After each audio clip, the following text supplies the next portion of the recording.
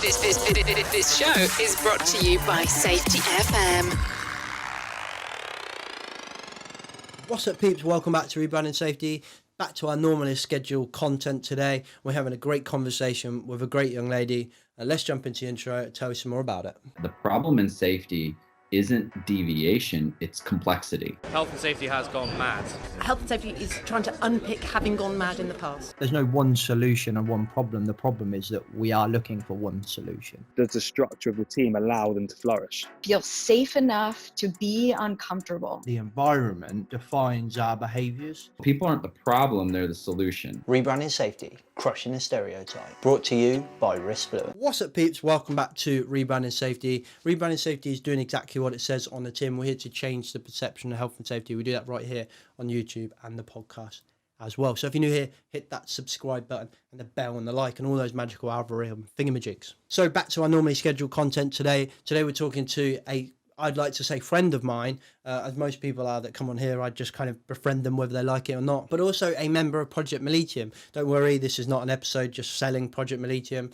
This is a conversation, an emergent conversation between me and Elisa, where we just talk about her career really and talk about her experiences of working in safety around the world and also just doing the do and learning and picking a career and deciding whether she wants to stay in safety, which I think is a thing that a lot of us have gone through. I've definitely gone through that. I thought, do I really want to do this for the rest of my life? Obviously I do, because my entire life is this. But I had a great conversation with Elisa and I hope you enjoy it as well. It's just a chit chat. But before we get into that, just a quick shout out from our sponsor of Rebranding Safety podcast and YouTube channel, Paradigm Human Performance, and more specifically the HSE subscription service. Perfect solution for those small, medium-sized enterprises that are juggling all the balls and spinning all the plates, and sometimes safety can fall by the wayside. But ultimately, compliance is something we need to do. So if you're keen to nail down your industry and regulatory compliance needs, then this is the solution for you. But this is not just your everyday off-the-shelf compliance product. This is a compliance service, a subscription service designed by human and organizational performance experts. This is all about getting worker safety at the DNA of your organization. So if you're sold already and you need this and you're thinking, yes, this is right for me, you can contact Paradigm Human Performance with the email address and phone number in the description below. But if you're still not sure, you can go to their website and check out the Learning Organization webinar. Run every Thursday at 2 p.m. where one of the Paradigm team or Teresa herself will have a conversation with the community, with operational professionals, with hot professionals, safety professionals, and just have this amazing conversation full of so much information and content for you to take away. And the best of it is, once you've signed up, you can get access to all of the backlog, all of the old webinars as well. Okay, without further ado, let's get into my great conversation with the amazing Elisa Lynch. Now, normally I'd get away with press and record because it just recorded, but now it says this thing. Did you hear that where it says? I heard it because it gave me the option to leave the meeting.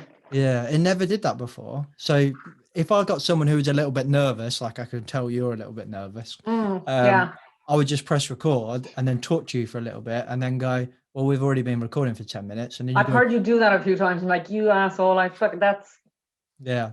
why. Zoom have screwed that for me, so I can't do that. The worst thing is, I don't know what the worst thing is. It's just a kind of like, oh yeah, I swear a lot. But when I get nervous, it's like I swear a lot. And it's like, ugh. You've listened to my podcast, right? I swear a lot. Yeah, but anyway, fuck it, go on. To be fair, not as much as you. No, not as much as me. Like, and then I exploded into swear words. At least you've got like, I can't not swear. I was like, fucking bleh. And he laughed. So you've got a very low opinion of yourself, haven't you? I don't. I'm class. Genuinely fairly okay self-confidence wise. Fairly. Except when it comes to things like this. And I'm like, imposter syndrome. Like, definitely imposter syndrome, which I think a lot of people have, most people have. And if you want to bring it back to safety, that's a fucking hard thing to have, walking out onto a shop floor, construction site, and then do that when it's just like, I don't know what I'm talking about. They all know I don't know what I'm talking about. How's your procedure? Yeah, great. How's your procedures? Yeah, good. Oh, nice. I'll see you later. Yeah, great. But on the flip side, it does happen though. Do you ever find where like you walk on like to a site or whatever, and people really assume that you know what you're talking about? That's worse, as far as I'm It's concerned. it's worse, but shit just starts to literally happen around you. You're just walking along and stuff just starts to get cleaned up. Like and Jesus parting the waters. parting. Yeah, exactly. It's good crack though, but you're like, yeah, that. Like you just wave your hand and all of a sudden everyone's wearing hard hats. Like it's beautiful. Yeah. Like magic. Yeah. Well, there was one day I was walking past a fella and he started talking about this mag drill, right? And he was like, no, I know this is meant to be this way and that's meant to be that way. And I was like, what the fuck is a mag drill? I had to go back to the office and Google it. And to breeze what he was talking about. Why didn't you say what's a mandrake in that moment or whatever you? I said mandrake. That's something out of Harry Potter. I have no idea what you just said. What did you say? What tool? A mag drill. It's like Oh, a a magnetic mag drill. I didn't hear Mag that. drill. Right, hang on a minute. Let me turn my headphones up. Is it your headphones or is it that I'm speaking too fast? No. I'm hard of hearing, so it's probably me and the headphones. Hang on a second. There we go. Turn them up a bit. Carry on. So why didn't you just say to him, I don't know what a mag drill is, a Mac drill? I would now. I actually would now. But even go back like a year ago, there's no way I would have. There's no way I would have said, no, I don't know what you're talking about. I just wouldn't have fucking done it because, you know, you have to be the person who knows or at least seems to know, or they assume you know. So you're like, yeah, I'll keep going with the idea that I do know. We'll all have that idea, which is great. But I would now. I've definitely obviously like in the last year, like as obviously shit as COVID has been, like how deadly has it been for like learning and webinars and all this kind of stuff. So now it's a very different story. I can hear my chair squeaking and it's annoying me. No, it's Anyway. fine. It's life. The chairs squeak in real life. Fucking cut that out. Don't want them thinking. What, She's that being your very chair- cute about the chair. I'm gonna leave it in. I'm gonna leave this in. Us talking about Don't leaving it leave- in or not. Fucking prick. I'm gonna leave that in as well. Oh my god, stop it. Look, it's fine. I'm never going to listen to it anyway. So it'll be grand. Put whatever you want in it. I don't care. The more This is me not podcasts, caring. the more podcasts you go on, the more you'll get used to listening to your own voice, and then you'll come back to listen to this, and you'll be like, "Oh, this is actually pretty good." I did really well. Fair play to me. Yeah, James is a shit host, but I was really good. Do you think that shift from like you kind of being seen as the expert to a lot of people call it facilitators, don't they? But like that shift helped you in that reduction of imposter syndrome on site. Like, was it you first? Like, did you have to stop seeing yourself as the expert first, or did they have to stop seeing you as the expert first? Does that make sense? It does. I would say they did, because I never saw myself as the expert anyway. Okay.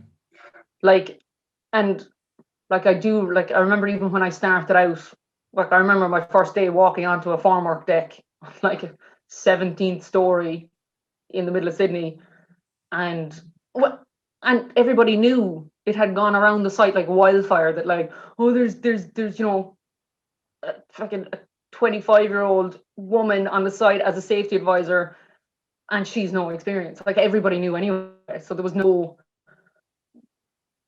no point in trying to pretend you're an expert. Yeah. Because you just literally fall flat on your face. So no, but then I suppose, yeah, after a couple of years, when people don't know where you've come from or what your experience has been, then that's when you walk onto a job and they're like, oh, here comes safety. You must know X, Y, Z. So yeah.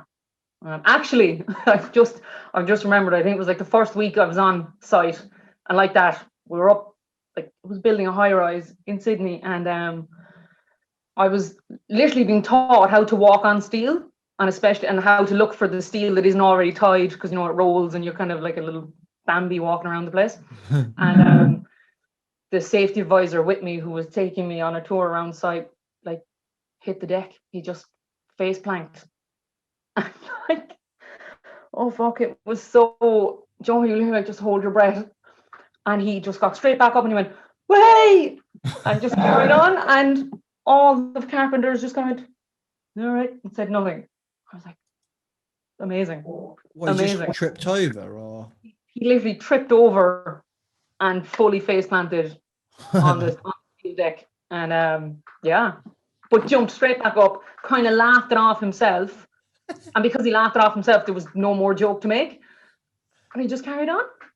It was brilliant. I kind of love that story. Yeah, it was really good. Did you So, did you not say anything because you were struggling not to laugh? Are you one of those people that really I was fucking struggle? stunned. I was just stunned that it even happened. I wasn't even not laughing. I was stunned and immediately then going, oh my God, like, because we were probably about 10 meters away from the lift core to get back down to like concrete slab levels. And I was just like, oh fuck, how am I going to get back there without falling? And they can see you like literally with your arms out, waddling along, trying to not.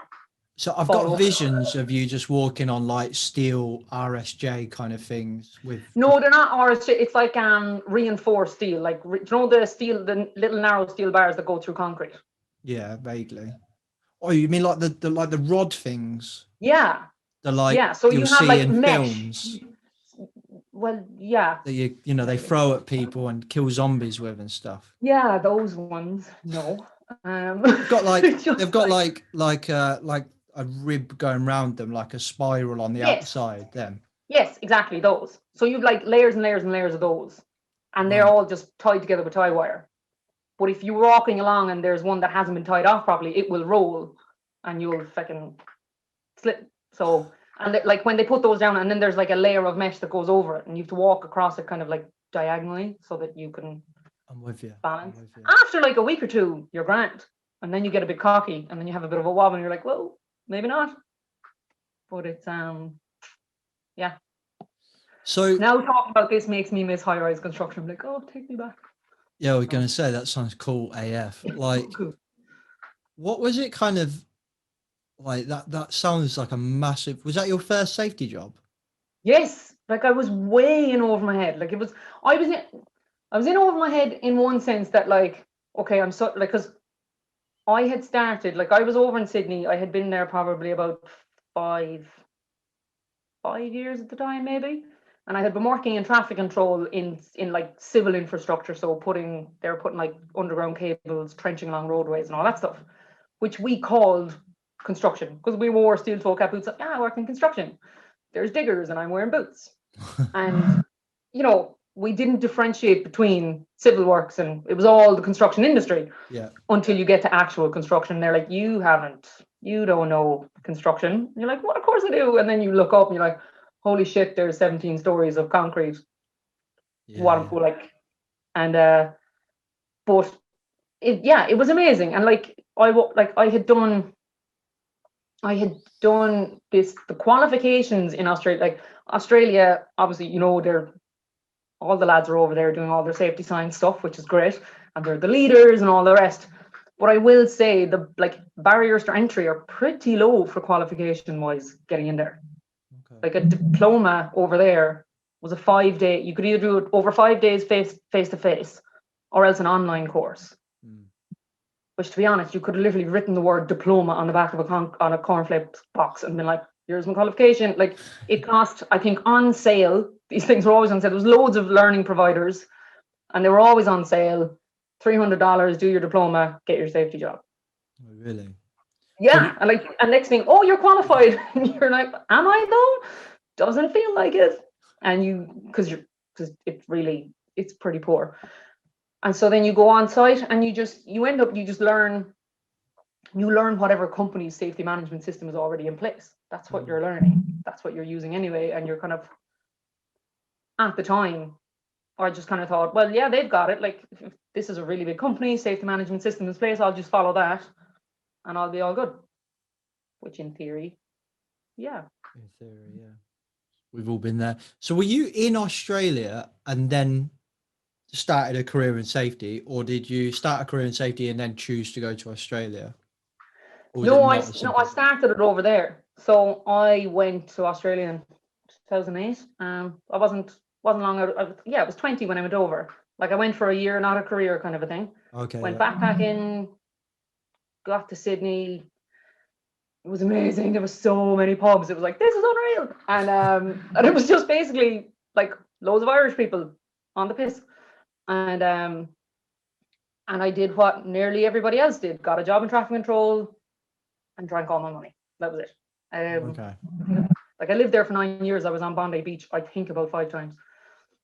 But just didn't go there. Did But, you find, I went to Sydney on my honeymoon. Did you find the pace of Sydney just really slow? Like maybe if you, well, maybe it's different, but like, you know, like if you go to London and it's yeah, so I just, hadn't, mad. I think I had been to London for like a weekend before. But so I went from like relatively rural Ireland to Sydney, which was like mind-blowing metropolis. Like at the time, the highest building in Ireland was actually 17 stories. It's in Cork City. So I was like, look, skyscrapers. See, I've been in London like loads, and Yeah. then we went to Sydney, and I was just like, Jesus, this is a sleepy city. Like everyone's just like do do do do do do. We went to Yeah. like what's the main train station in Sydney called? I can't remember. Well, there's town Anyway, hall, which is central or whichever. like the St Pancras of Sydney, basically.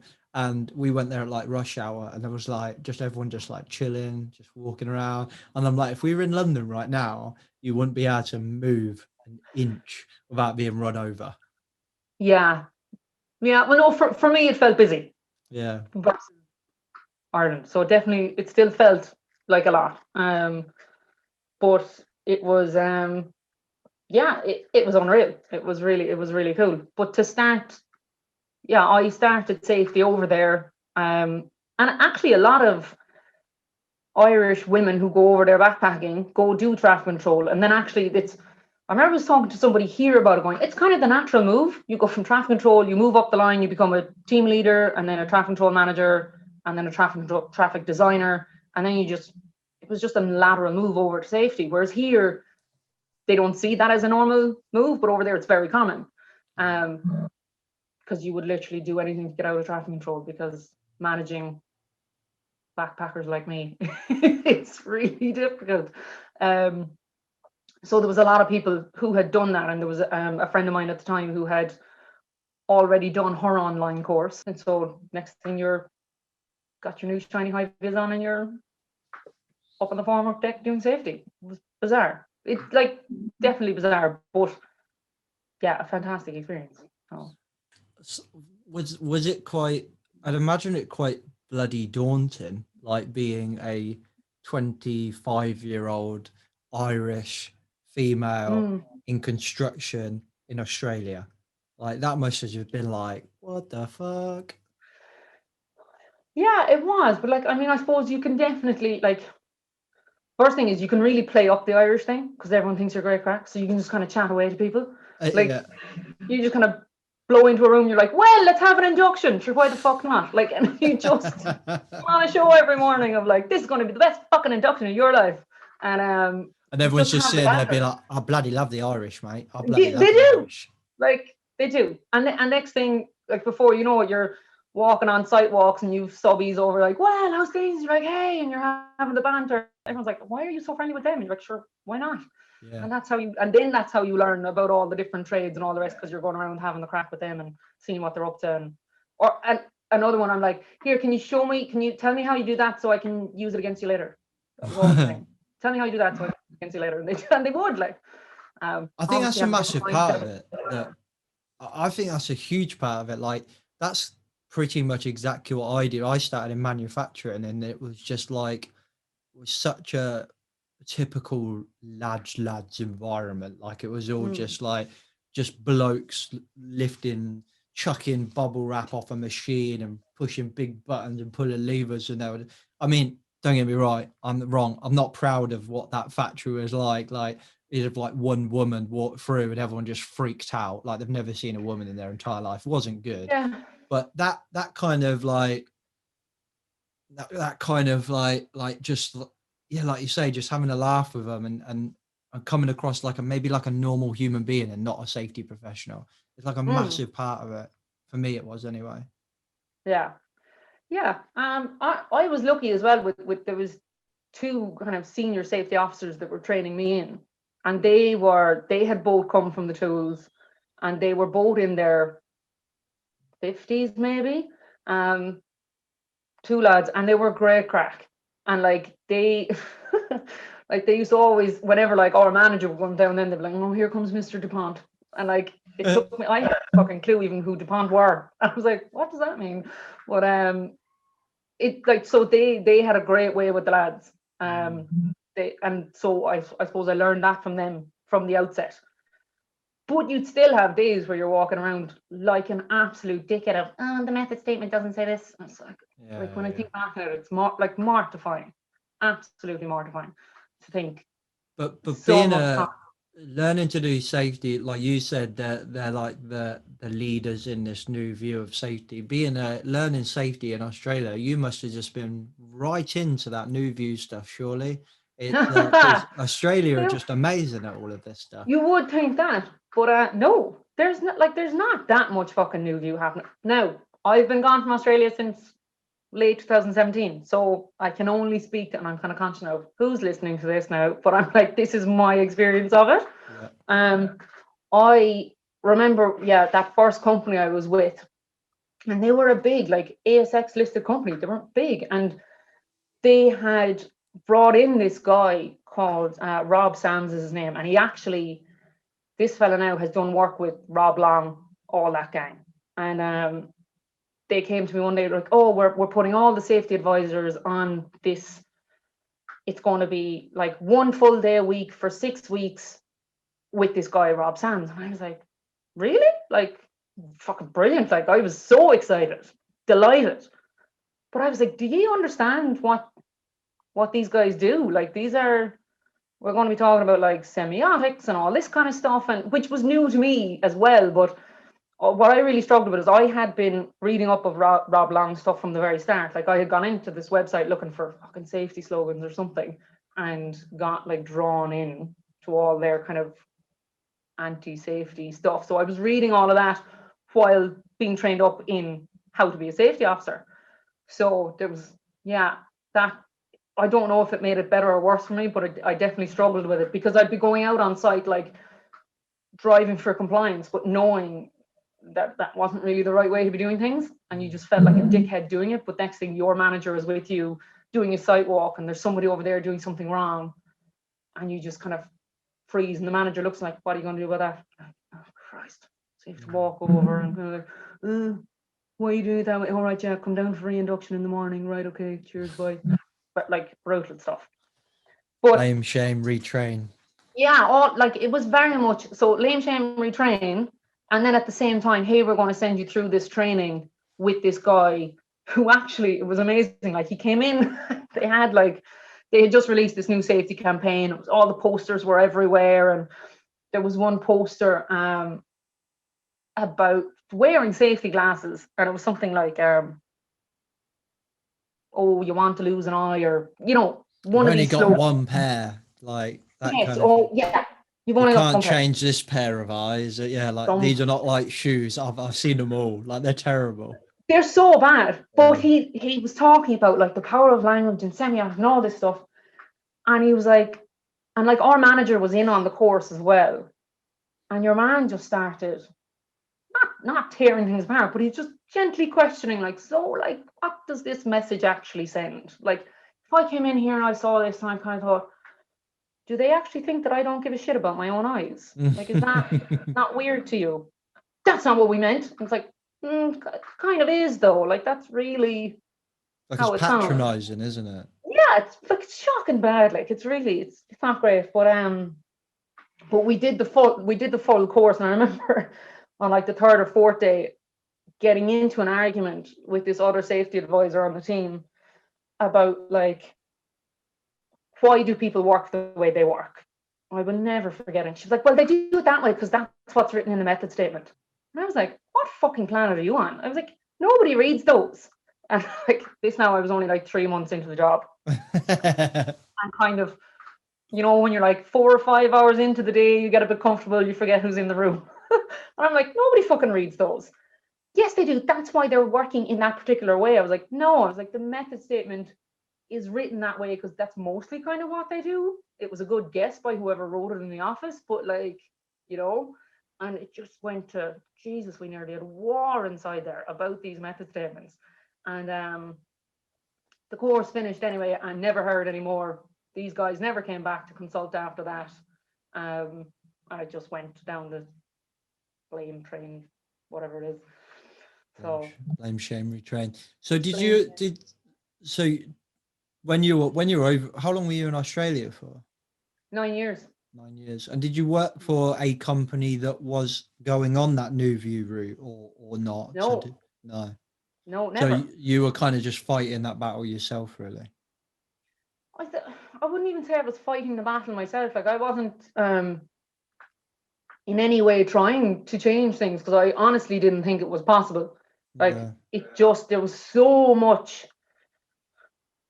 rules, policies, procedures, documentation, stats, all that stuff. And so there was no point in trying to change any of it. You just kind of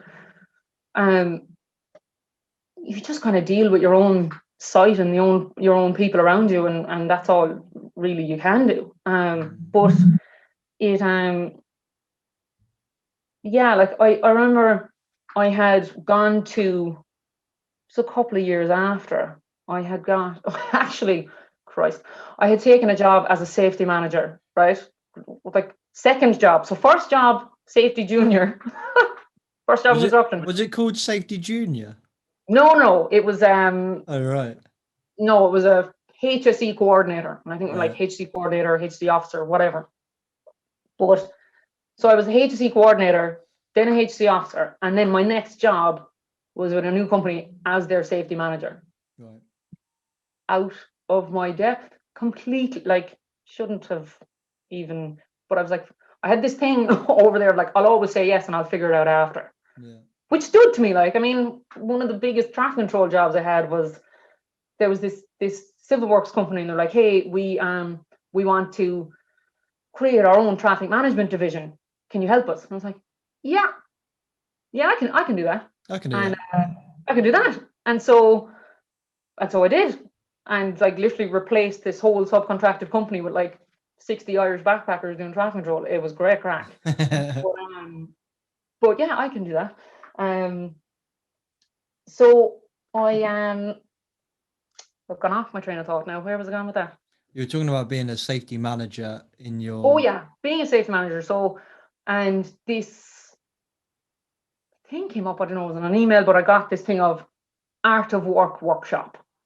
And I was like, what is this? And so, and it was expensive.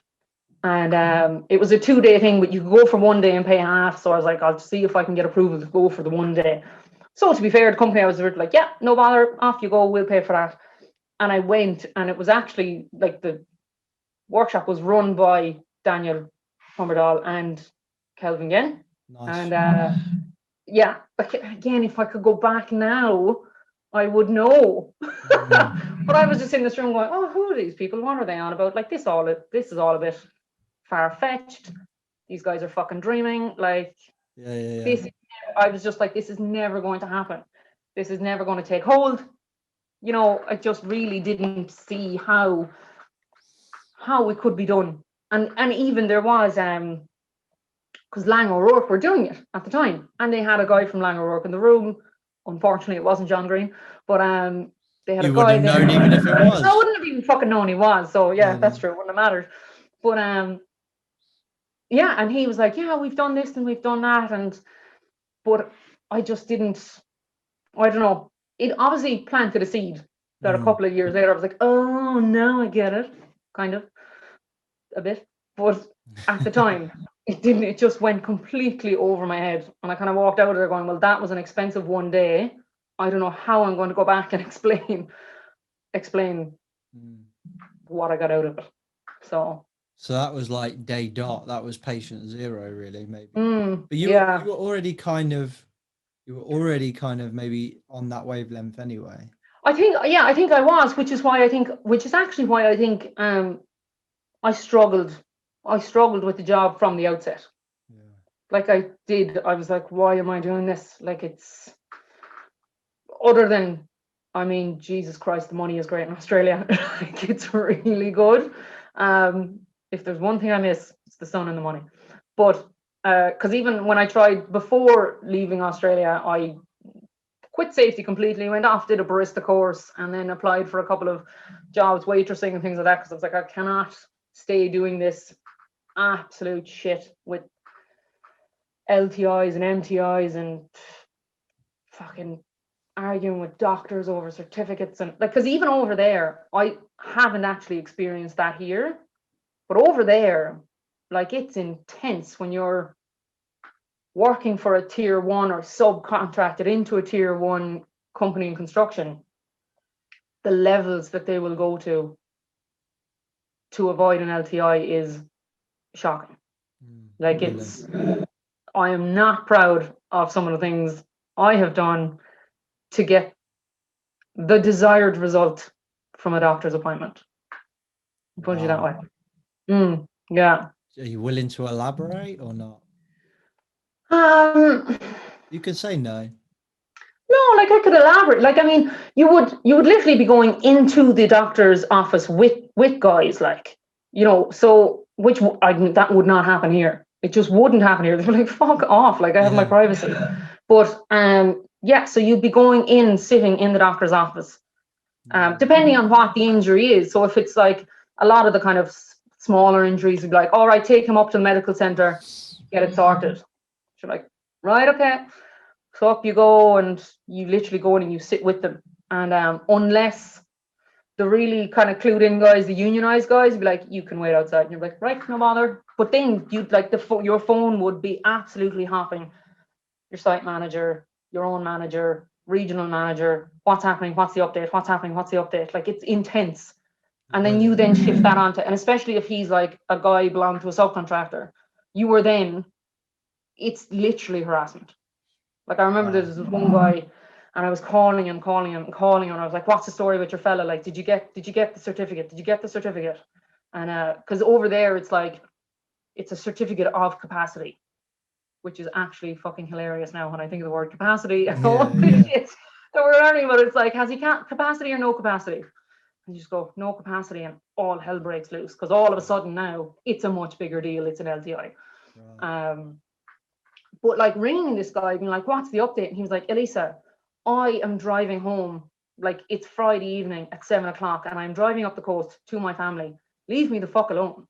And I was like, I can't. I need to know. I need you to tell me. I need you to email me a copy of the certificate, because until I see it, until they see it, this will not stop. Wow. Like, it's very intense. Where does that pressure come from? Where's that pressure come from? Is that like their bonuses tied into that, or? Yeah, I believe in a lot of companies it's bonuses. A lot of them are just, there's bonuses, and it's just the stats are pulled up in every monthly meeting. Like, we actually had, like, in some companies they're called like traffic light meetings. Yeah. It's actually called the traffic light meeting. And you know, yeah, it was bizarre. It was really bizarre. And it actually became easier when I no longer worked directly for one of those companies. When I was a subcontractor, when I worked for a subcontractor, you could literally move the guy off site, because they'd be like, oh, is he on light duties? And you go, yeah, he's on light duties there. He's just somewhere else. And they don't care. They just want the answer that they want. Just the number, or the lack of numbers. Yeah, just the no numbers. So, grand. But I remember actually one time there was this crowd, and this subcontractor, and he had done nearly a really good job of editing the certificate of capacity that the doctor had given. He had photoshopped it, like, and I remember I was scrolling down, and I just, something in the font caught my eye, and I just zoomed in. I was like, fuck, he's after editing this. And I was literally like, do I pretend I haven't seen it? So he'd edited it to what? To say that he did have capacity. To say that this guy had capacity. Yes, he was on light duties. He was just on another site. And And yeah, and I remember scrolling past going, what do I do? Like, do I just accept the certificate and pretend that I didn't know it was edited?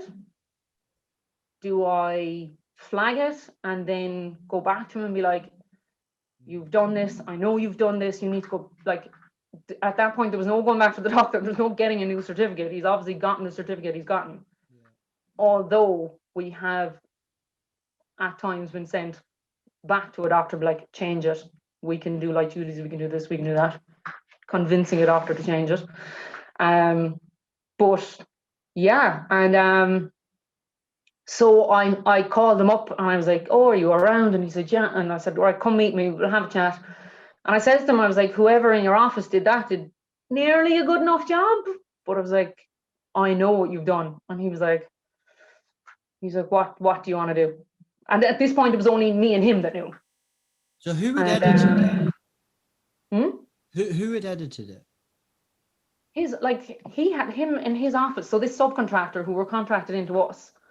So not the person that had hurt themselves, the manager their of boss. that person. Right, yeah. Yeah, their Because boss they had didn't. edited it. Jesus Christ. So And, I'm the injured party. I've sent you my certificate, or this guy to my certificate to say I don't have the capacity. Yeah. And he'd edited it to say he does have the capacity so that Yeah. it doesn't go into the LTI. Yeah. Now, the injured party, like, I will say this, that company looked after him. Like, they did look after him. There was nothing on their end with him that was dodged. They let him have his time off, paid, made sure he got all the medical treatment he needed, So They were just fudging that the guy was numbers. completely unaware that any of this was going on. Right. And he got his workers' compensation and all that was sorted. But from our end, that's where the smoke and mirrors kind of started. So why do you, this is kind of more hypothetical, you're not gonna be able to answer, but like, they've got the same problems that we have, and in some cases, particularly this one, worse issues than we have, because I've been in safety 10 years and I've never come across that. I've seen people try and fudge LTIs, don't get me wrong, but never forging documents or going to someone's doctor's appointment. Jesus Christ. You get a black eye if you try to follow someone to their doctor's appointment in England. It wouldn't happen here either. There's no way. No. There is no way. So why do you think all this new view comes out of Australia then? Because it is most of the more innovative work that's in safety is coming out of Australia. We can't deny that. It is, but is that at an academic level? That's not down on the ground yet. Like, now again, it wasn't 3 years ago when I was there. Yeah. It might be now, but I'd be very surprised if that might be being piloted in a few places. But I don't know. Like, I have friends working over there still that still do all that kind of stuff. Wow. So when your volume's gone really low, or else my volume's gone low. No, I turned it down because it kept going. So I'll turn it up a little bit. Can you hear me now? Yeah. All right. I'll turn it down because every time I was going, yeah, it was going. You can edit that out. I was trying to make my job easier for me later on when I have to edit it. So why did you come back to Ireland? Was it personal or was it career? Always personal. Like Australia is a fantastic place. It's just too far away. Yeah. Like, it's is just the bloody distance. far away. Like, it's so fucking far. Yeah, and it was like I had been there 9 years. Like, and like the first 5 were absolutely mental. Like, they were just the best crack ever. And then everyone just either started to leave. Like, people say, oh, the Irish are great at assimilating all over the world. It's like, we kind of stick to our own over there as well. Like, so work with Irish, drink with Irish, live with Irish. And a lot of them started moving home. And then you kind of look around, you're like, oh, it's not as much crack anymore.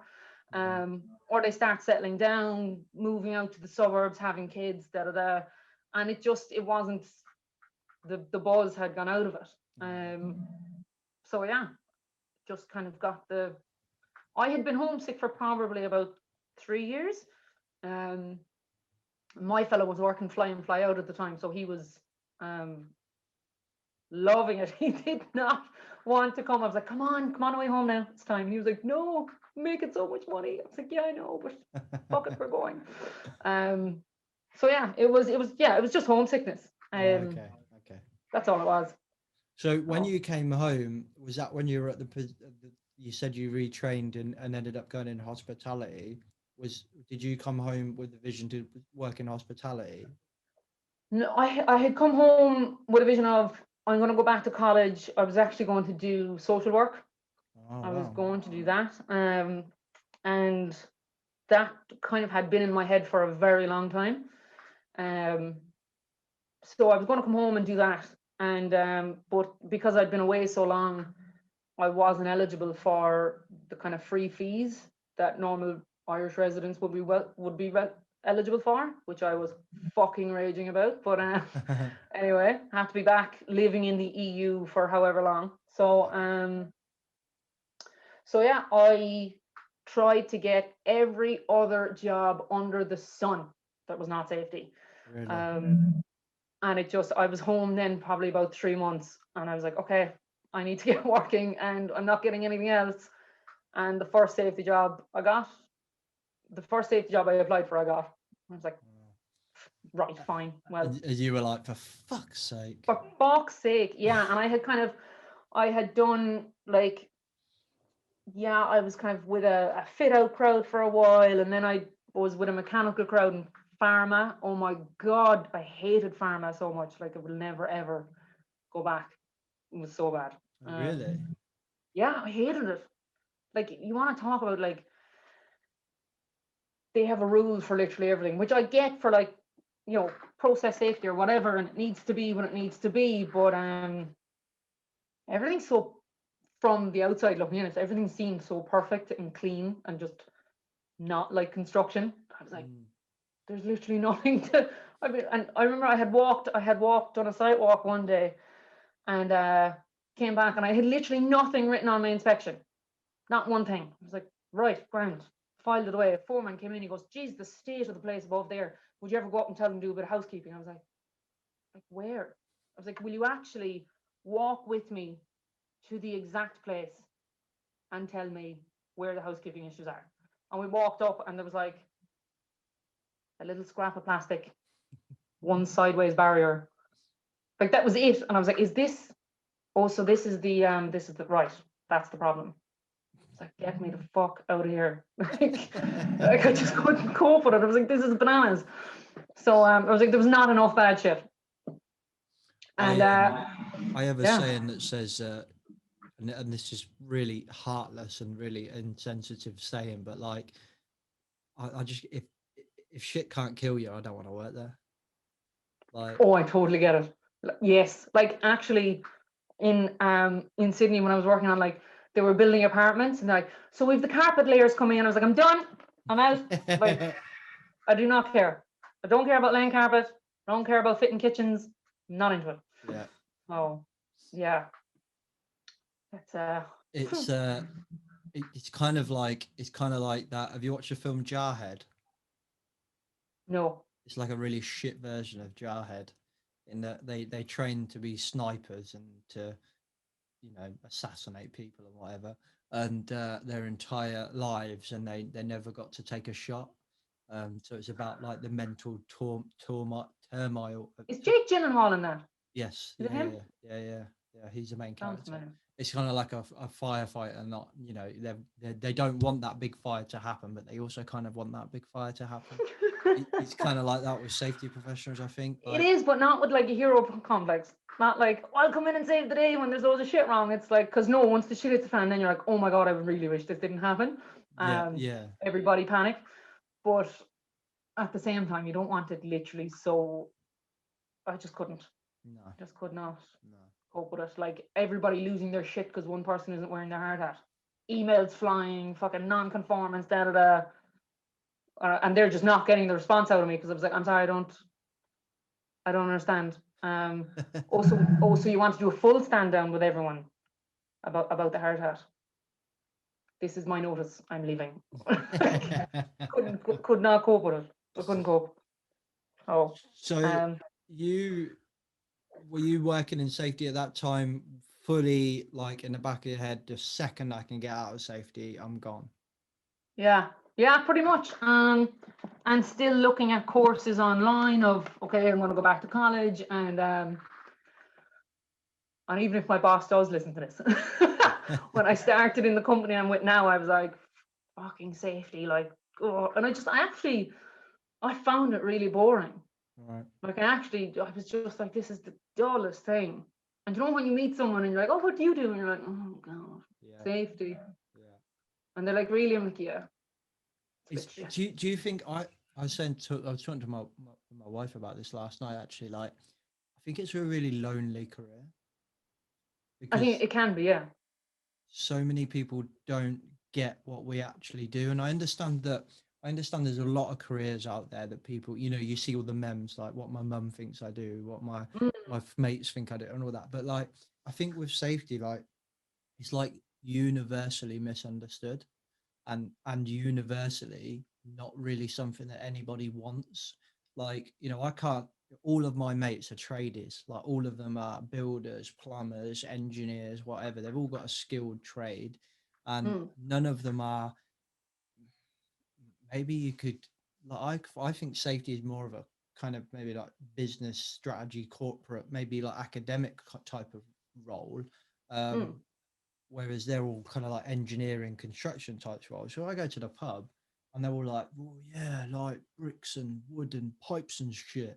And they're all like, you know, talking to you're sounding like you're insecure now about your like masculinity or something, bricks and pipes and shit. It is kind of like that. It is kind of, especially from a bloke's point of view, it is like that, if I'm honest. It really is like, well, yeah, car. And it doesn't help that I'm not into football and I'm not into cars either. So when they start to, or motorbikes, so when they start talking about that shit as well, it is kind of like that. It is kind of a bit like, but for men, like, we are traditionally seen as having those physical roles, and if you're not an engineer or you're not a builder, like, you genuinely have very little males to sit and talk with.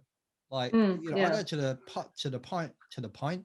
That's been that long since I've been in a pub. I don't know what to call it anymore. I go to the pub with the lads, and I'm just like, and they were like, "Oh, how's work?" And I'd be like, "Fucking hell, yeah, I went on construction site the other day. This fucking happened, and that fucking." They're all like, "Yeah, that happened to me." And I'm just like, "Yeah." Nobody, not fucking one of them, will go, "How's work, James?" Because they just do not want to talk about it. Because they don't know what to say. They don't know what I fucking do. And that's why it infuriates me even more, is when I hear stories about how they experience safety and it's just not what I want them to experience. It infuriates me even more. Yeah. So I do think it's a really lonely profession. I really do. I actually remember when like the first time I met my fella's parents, and like his dad owns a construction business, and first, when it was like, when I had been working in traffic control, it was like, are you a traffic warden? Like a parking warden. I was like, no, I'm not that person who gives people tickets for fucking double parking. But then it got worse. There's one thing worse. You're a safety advisor. I was like, yeah, like, yay. And it was like, you are literally the bane of our existence. Like, you could tell he didn't say that, but it was written all over his face. I was like, oh Christ, hey, in-laws. Like, not good. And even my dad, because my dad is a tiler, and I'm like, hey, so how's the whole wearing glasses while you're grinding thing? And he's like, don't fucking go there. I'm like, right, ideal. Okay, never mind. Yeah.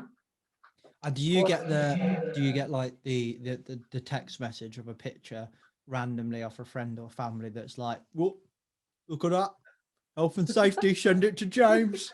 Do you know what I mean? Like, no, actually not that much, but the odd time, yeah. A lot of times I'll actually get them from, like, I'll get some of them from the lads at work, and I'm like, oh fucking hell, please don't. Because if I see this, I can't deny that I've seen it. Please don't. But yeah, so there's yeah, look, it can be lonely, but I don't know, it's and definitely, yeah, people outside of work. Yeah, no, actually, now that you mention it, I'm like, I don't ever think I talk to anybody about what I do at work.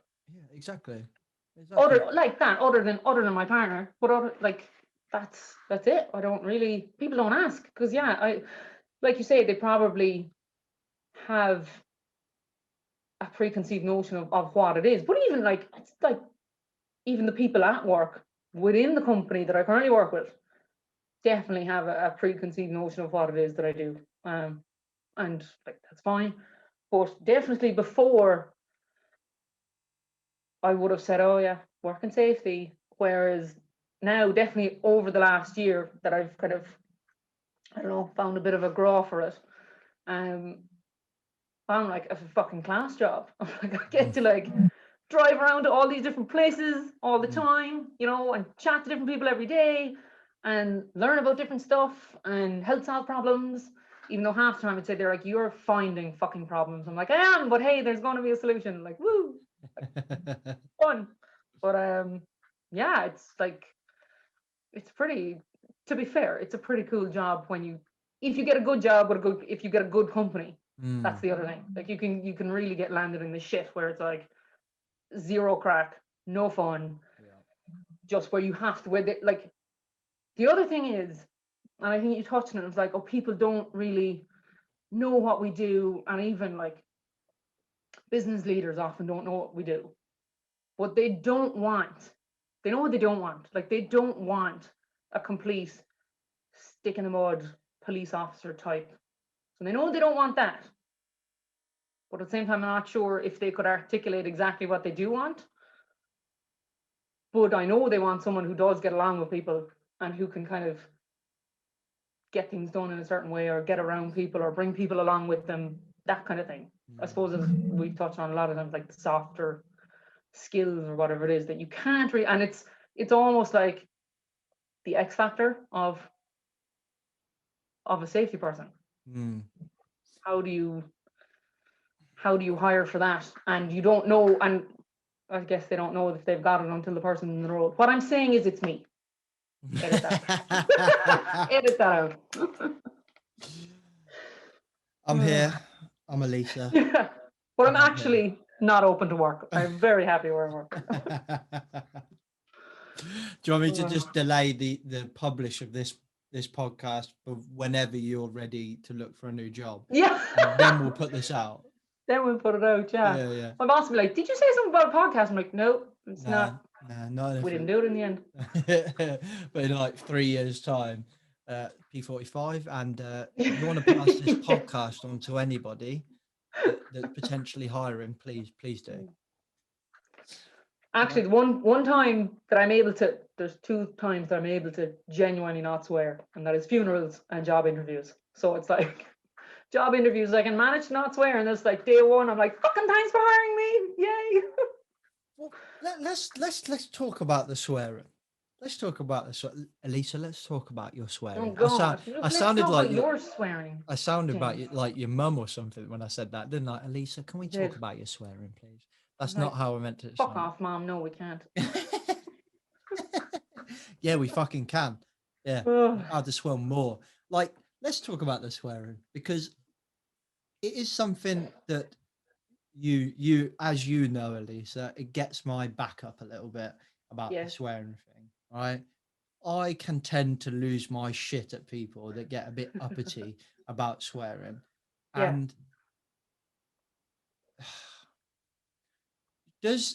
how do I say this? Does it have any reflection on you? Like, why do you not swear in an interview? Why? Yeah, there you go. Let's start there. Why do you not swear in an interview? Why do I not swear in an interview? Actually, it is a good question, and I am trying to think back. I'm like, has there ever been an interview I did swear in? I think there was one, and I did get the job, but that's because he swore first. So I was like, fucking yes. You know, he was dropping F-bombs all over the place. I was like, oh, that's it. Buffet's open. Well, you know, and that's again, that's part of what got me the job, because we got on. But look, it's I suppose it is that outdated view of professionalism or whatever. Because you swear. That is your personality, right? I swear. I was born and raised around swearing. Ironically, my mum fucking hates it. but I've just worn her down over the years now that she's just given up. And my mother-in-law also was never a massive fan of swearing, but now she swears more than me. So I've kind of just made her one of us, which I'm starting to Oh my find God. a much Right. better way to go. The first time I was going meeting John's parents, right? Like just about to go in the door, and he turns to me and he was like, "So by the way, we just kind of don't really swear around my parents." And I was like, "Who? What? Who doesn't?" And he was like, "Any of us." And I was like, "What the fuck do you mean? You don't like what?" I was having a conniption about to go into this, like, and I was like, how does that work? And he goes, "It just kind of switches off." I was like, "It fucking doesn't switch off. It gets worse in these scenarios." Panic stations. Panic. So Mine is swearing and joking. I will make terrible jokes. Like I will say a joke and be like, in my head, I'm like, "Why the fuck did you just say that, James?" But that's my comfort blanket. That's same. how Me, and also saying awkward. I love to just call out when it's awkward. I'm like, well, this is terribly awkward, isn't it? I always go, "Weather's nice." The face. Oh, yeah. Like, so to bring it back to the point, like, and this is difficult because I get why people don't like, but I genuinely do think it's outdated. If I swear in an interview, so for example, I swear on the podcast, yeah, less so now. I'm a little bit less angry, but especially back in the day, like I was an angry young man when I started my podcast, and this was therapy for me. And I used to swear like the fucking clappers, like all the time. Every other word was an F word. I think the C word is the only word I haven't said on this podcast because I understand that. But like you do use it though, like outside of the podcast. Even though it's my favorite word. Favorite word. Yes. Like I'm like, why would you park like a? Why are you driving like a? Why is that even safety better is professional? instead of saying effing, say like Yes. content. Yeah, that's Yes? even better. That's even better. What the best? The first time I said it in a side office, and it was in Sydney, I was like, "This fucking," and like this site manager stopped me. He was like, "You can't say that." And amazingly, like the Aussies, they drop that word constant. Like they really They love that swear word. worse than us, I think. They swear a lot, and one of them had said the C word, and then. So I was, "You can't say that in front of Elisa," like, "Oh my God," because I was the only woman inside office. "You can't say," and I was like, "It's all right, I have one, like it's grand." And they all nearly fucking died. They were like, "What did you just say?" I was like, "I mean, I can say it more than anyone." And it just after that, it was a fucking free for all. Like, I don't know if you should actually edit that out. Maybe I don't know. No, that was great. That was great. Because do you know what I think about it, Elisa? I'm like, if you don't like it, it's not for you. Like, and there's nothing wrong with that. Like, and that's what I think is that we feel like it kind of reminds me of that Ricky Gervais thing. Like, if you've gone your whole life without being upset by somebody or something like that, it's like you're doing it fucking wrong. Like, Yeah. do you know? I can't remember what the quote is, and I've just fucking butchered that. But my point is like, look, I swear, and I'm gonna swear, so I might as well just fucking swear in the interview, because if you don't like it, then at least then we know at that Yeah. point, and you don't employ me, and they go, "We're not employing you, James, because you said the C word in an interview." And I'll be Well, like, okay, to be fair, there are definitely degrees to it, and I won't be dropping C-bombs in any interviews. Like, it's no. and neither would I. Say And I fucking fucking interview. You definitely can't say it. and I don't think I'm struggling to think of a time when I've swore in an interview, and I can't. But my point is, it's just like, it doesn't have any reflection on you or me as more or less of a professional. The same as we don't judge someone that doesn't swear for being, say, well, the common thing is if you swear you don't have the vocabulary. Ironic that I struggled to say that, right? But you know, that's what they say. Or if you don't swear, then you don't understand the English language well enough to articulate yourself well enough. As far as I'm concerned, I understand the English language very well. And if one chooses to fucking swear, then one will swear. Do you know what I mean? It sounds so fancy because you've an English accent. If one fucking chooses to swear. Yeah, exactly. But my point around it is just like, it doesn't have any reflection on me as doing my job. But my issue is the fact that we judge people with it. Like, and I think the safety professional, in my opinion, has a very skewed vision of professionalism. Now, maybe it's not just the safety profession, but I think we are up the wazoo with it. Like, if you swear and don't wear a shirt and tie, you cannot be a chartered fellow. Like, that's what it feels Yeah. like. It might not be like that. It's definitely not like that, but it feels like that. Well, yeah, but like they're all like IOSH type people. That whole organization puts across the whole, this is what professional is and whatever. I mean, and it's bizarre because, like you say, it's 2021. Language has evolved. It will keep evolving. And yeah, I use swearing to punctuate. I use it to express myself. I use it to show that I'm fucking passionate about something. Like, how I literally don't know how else to come across genuine. And I'm not saying people who don't swear aren't genuine, but there definitely are some studies that say something similar to that. But like, I just feel more myself when I do swear. And I do feel that, like, for a lot of people, it kind of disarms them, especially if you're out like on site or shop floor or whatever. If they see you swearing, it's definitely like, oh, she's not as fucking uptight, or she's not that kind of wound up about things. Yeah. It brings things just down to a bit of a more amicable level. It's a and tool. there's fucking, yeah, and there's context. There's context of and how you use it. Swearing in general language versus swearing at someone is very different. Like, so to say, I find your swearing offensive, and it's like, well, if I call you a fucking dickhead, then yeah, you should find it offensive. Yeah, because it's If I'm intended to talking be about that way. this fucking chair that I'm sitting on, then no, it's not offensive. You're a twat, which then is also offensive.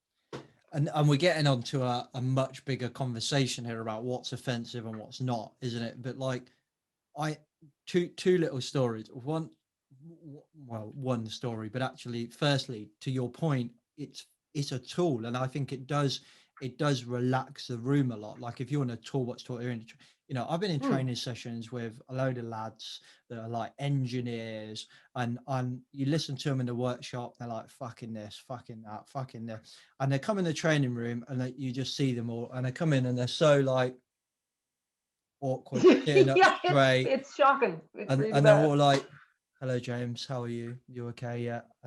And you could just see them all. And I'm just like, how can I get these lot to relax?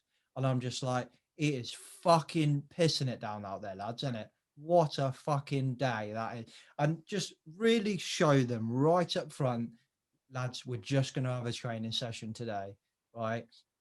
But it's no different from me and you chit-chatting, right? If you want to swear, swear. If you don't want to swear, don't swear. But where's the line when you get someone that goes, I find that really offensive?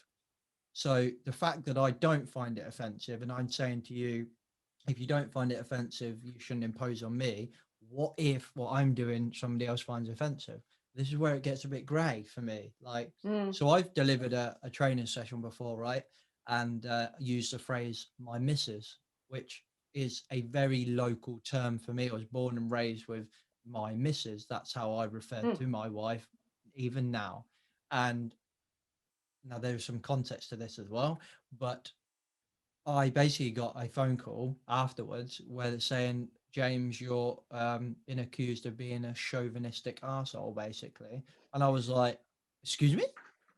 Like, I am many things, but I do not think I'm chauvinistic. Arsehole? Yes. Chauvinistic? Not quite sure.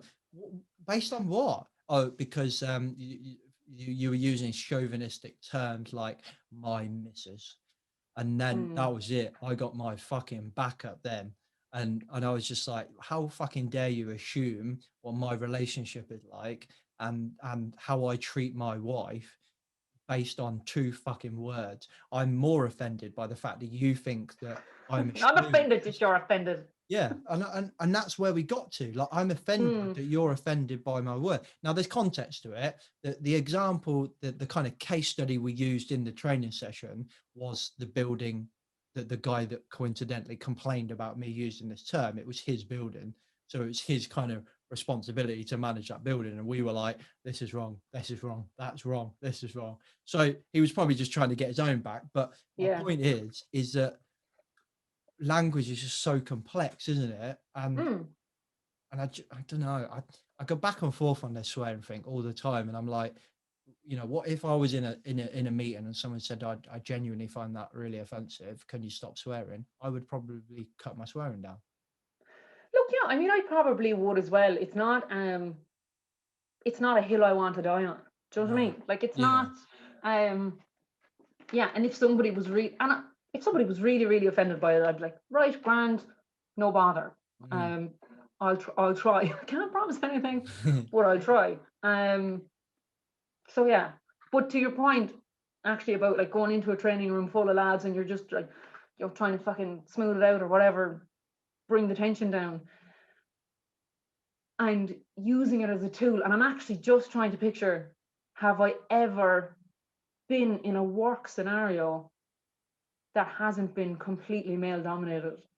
And I don't think I have. So like, if I walked into a room full of women, would I be fucking and blinding? Would you do the same? Probably wouldn't. It's interesting, isn't it? I haven't. There's not enough women in the industry. That's why it hasn't happened for me. But anyway. And cultures as well, like different cultures around the world. I've had a gentleman message me from a different culture that said, I really love your content, but I wish you'd stop swearing because in my religion and my culture, that's really offensive. And I was like, in my culture, it's not offensive. I'm really sorry, but that's just kind of how I roll. Yeah, like, and I think I don't know, I think that I have a fairly good compass on kind of where wrong and right is, and what's actually wrong, like what I shouldn't be doing versus what might be offensive to someone. Like, you know, swearing, offensive, but like if you're being chauvinistic, sexist, racist, like that's a problem. And that's one that, you know, should get called out 100%. And you kind of go, that's fucking wrong. Done. That's not the kind of thing that needs a devil's advocate. That's not the kind of thing that you go back and forth on. And I feel like I know where the line is on that kind of thing. Swearing to me isn't, I'm like, you're offended by it, but how much does it impact you? It doesn't, I don't think. Maybe different for the guy who it's religion, but if he was in the room with you, it might be a different thing. But no, he's just fucking choosing to listen to your podcast. So, and hello to you if you are listening to this. Welcome.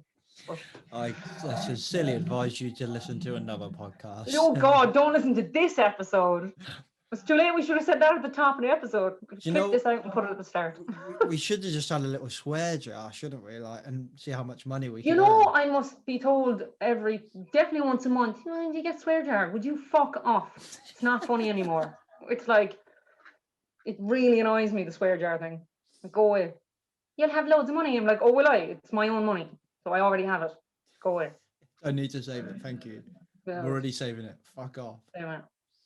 I do find the swearing thing is a really difficult battle. Like I struggle with it nearly every day.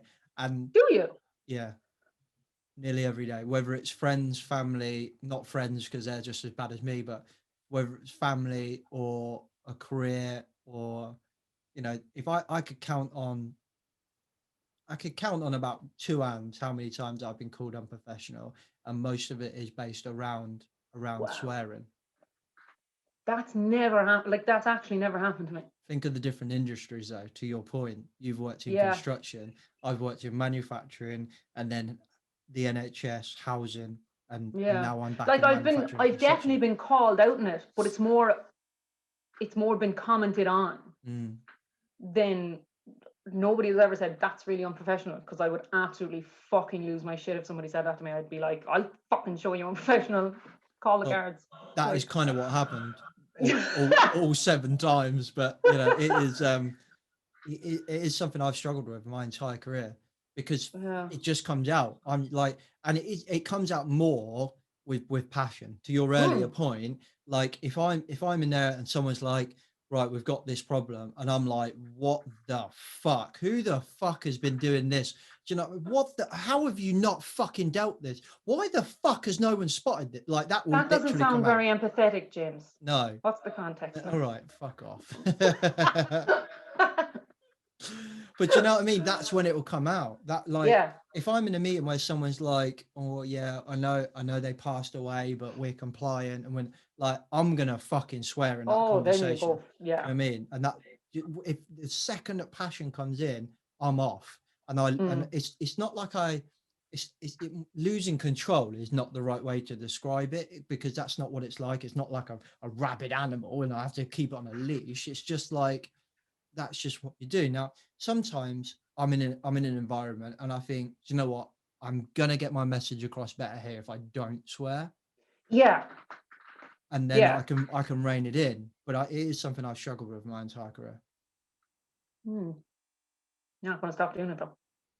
But then you've worked in construction your entire career, so which is a much more sweary environment. Maybe I would it is. And even like the Irish swear a lot, but the Australians, like, fuck, they like literally like even meetings with senior execs, like they're dropping F-bombs, like it's, they say shit on the radio because shit isn't a swear word over there. Oh, I need to move to Do you know Australia. what I mean? Like that's the kind of environment, and then you come back here and it's, look, we swear a lot in Ireland as well. But again, industry kind of, I can't speak to any other industry because I don't really know. Yeah, that time I was dabbling around in pharma for about 6 months. I was kind of like, you're not really swearing that much. You were Standing out a bit here. You were walking around, oh bloody hell, these rapscallions. Christ. Yeah, like but anyway. We were gonna, I'm glad we got that. Was good to meet. It was helpful for me to have that conversation around swearing. Good. But granted, that wasn't planned, but thank you for that. I did want to touch on one last question, which I was going to ask you, and then we're going to run into a long conversation, but we won't run into a long conversation now about it because I'm starving, haven't had my dinner. I'm so hungry. And yeah, if you've not had your dinner, you're hungry as well. I had a cup of tea beforehand because I knew this was going to happen, but go on. So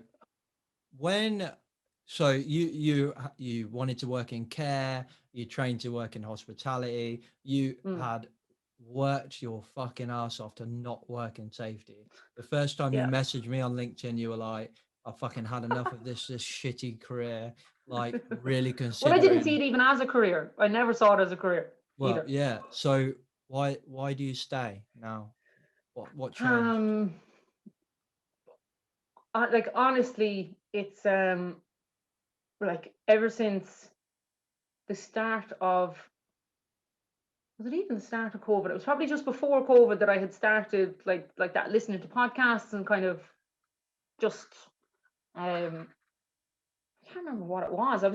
I was on LinkedIn and I was kind of saying, and I was definitely one of them, LinkedIn shit, hate LinkedIn, worst piece of social media ever. Why do people use this platform? And now I'm like addicted to the fucking thing. But and then I don't know, I think, I had been listening to your podcast, and then I had been kind of linking into like other people from that. And then I was like, oh, there's actually some like kind of non-asshole safety people on here. And then just started following that kind of content. And then when COVID happened and all these webinars started up, and you just kind of, it was like fucking mind blown as to all the ways that this job can actually be interesting, that can be really engaging, the amount of learning, like, all the buzzwords, curiosity, but it's actually, and when you view it, empathetic, authentic, but like when you start viewing it through that lens, it like, and I used to say it myself, like, oh no, 2 days is the same. Yeah, but they're both usually shit. Whereas now I'm like, no, 2 days is the same, because I genuinely learn something new every day. And it's just, I don't know. So now I view it as an actual career where I'm like, oh, I can progress and I can learn more and I can get better at this. And just to give Peter Jenkins an old name drop, someday I can talk about this stuff like Peter talks about it. But it's, before I never viewed it as a career. It was always just job after job after job. Whereas now I'm like, oh, I could actually learn some stuff and like be an asset to a company and hop the shit out of it someday. I don't know. So yeah, that's kind of. So Does it's that like answer the question? it was a slow burn in a way. It was not a very slow burn. It was almost fucking extinguished. It was like, I'm gone. Well, COVID wasn't that long ago, so I'm surprised. No, that it's like literally a year turnaround. So this is close to you. It's only really been recently that you've gone, oh yeah, fuck it, I'll stick with this now. Yeah, like I literally went from when did I message you? In May. We worked out the other day, didn't we, on a Mollitiam Yeah. call? I had messaged you in May, but it was actually in the February. My boss at the time was like, and he's still my boss now, but he was like, you know, would you do a bit of like networking and using LinkedIn? And I was like, oh, fuck. So I'm like, yeah, grand, no bother. And then there was this IOSH conference in Cork for the South of Ireland branch. And It was, yeah, I've got it here. May 2020, yeah. Yeah. So in February, I went to the IOSH conference, right? And it was in person because it was before lockdown. And like, what a fucking conference, right? For IOSH, it's pretty good. You had Kevin from Maersk, right? Kevin Furness in person doing his thing. Yeah. Nippon in person doing his thing. Like it was, Maeve O'Loughlin was there from Maersk as well. Like it was, I kind of went into the room and I had never heard of these people. And I was sitting next to a guy and they started on about safety differently. He was like, oh, for fuck's sake. And I was like, okay, all right, we'll see we'll go. And next, by the end of the day, I just could not believe the stuff I was hearing inside there.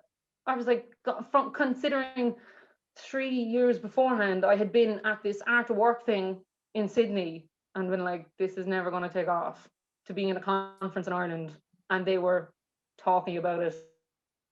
Now, there was a lot of pushback in the room, and I was looking around going, this is fucking hilarious. This is unreal. Because there was so much discomfort, but I was like, oh, I'm into this. And, you in the back going, awkward. Yeah.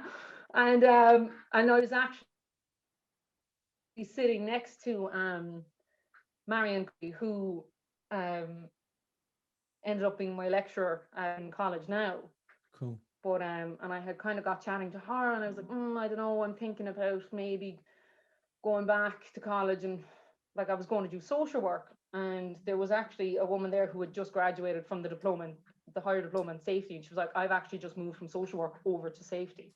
Oh. She was like, I've just done this diploma, you should do it. And I was like, right. And I was flitting back and forth, would I, wouldn't I, for all of last summer, all the while having, watching all the webinars and all the stuff that was going on, and just the access that we got in the last year to people that we would never get access to. Because even a couple of weeks after that, IOSH, the same branch, put on this webinar with Sydney Decker and Michael Tuma. Like, what the fucking mental. Now I had been, it was class. Like, I was on the chat like, hey, fucking Sydney. Mad. And when I had signed up to do the higher diploma, I had put it on LinkedIn, and there was a lot of people traditional safety, all that kind of thing. But considering I had done what I would consider a fucking Mickey Mouse diploma over in Australia, I didn't feel qualified. So I was like, I need to do something, because I'm technically not qualified here. I have the experience, but there is that bit of having the piece of paper, I suppose, just to confirm that you're doing the right thing. So yeah, and I started, and I wasn't mad about it now for the first couple of months. The human factors was more about mice and fucking boxes and Skinner's theory shit. I was like, what is this about? And then enter Marion and her risk assessment module, which everyone's going, risk assessment would be very boring. And next thing she comes in with like, Kinevin framework, safety differently, organizational drift, and blew my fucking mind completely. So, and now I'm here. Nice. And now I am wrecking everybody's head at work. Constantly like, let's do shit, like, let's micro experiment. And they're like, how? I'm like, I don't know. I read a blog. I don't know. I read a blog. I might just call that the title of this podcast. I don't know. I read a That blog. should be, yeah, I don't know. I read a blog. Yeah, Elisa Lynch. I don't know. I read a blog. That's happening. That's what we're going to call it. That's We'll it. write that down. That's it. Look, it was good. It was good crack. Good. Good crack. Well, thank you very much for coming on the podcast, Elisa. And we don't like you're not like this. You're done now, are you? Well, at this point, if I just said thank you very much, you go thank you, and then I press stop recording. But I'm just going to press stop now. Edit this out. No, this is staying in. Okay, peeps, hope you enjoyed that conversation with Elisa. If you did, please give it a share, give it a like, give it a review, whatever, give it a rating, whatever platform you're on, please do spread the word about rebranding safety. Don't forget to check out Paradigm Human Performance Learning Organisation webinar, and if you're an SME, don't forget to check out their HSC subscription service. You can contact them using the details in the description, or you can go to the website in the description as well. But otherwise, I'll catch you next week. Thanks for listening. Safe. The views and opinions expressed in this podcast are those of the host and its guest and do not necessarily reflect the position of the companies. Examples of analysis discussed within this podcast are examples only based on limited and dated open source information and should not be utilised in real life as the only solution available. Assumptions made within this analysis are not reflective of the position of the companies. No part of this podcast may be reproduced, stored or transmitted in any form or by any means, mechanical, electronic or otherwise, without prior written permission from James MacPherson.